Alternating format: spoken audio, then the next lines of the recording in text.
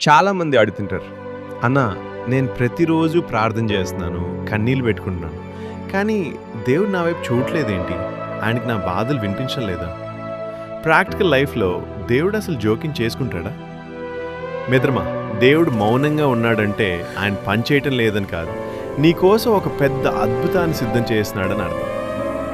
బైబిల్లో లాజర్ చనిపోయినప్పుడు ఏం జరిగిందో గుర్తుందా? యేసు ప్రభు వెంటనే రాలేదు, ఆయన రావడం ఆలస్యమైంది. లాజర్ చనిపోయాడు, సమాధి చేయబడ్డాడు.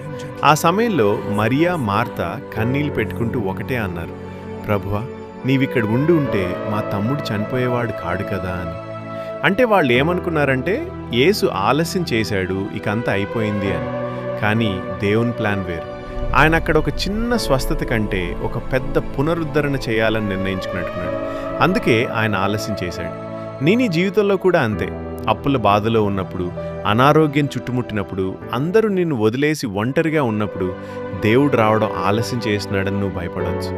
గుర్తుపెట్టుకో, మనుషులు ఇక నీ పని అయిపోయింది అని ముగింపు పలికిన చోటే దేవుడు తన కార్యాన్ని మొదలు పెడతాడు.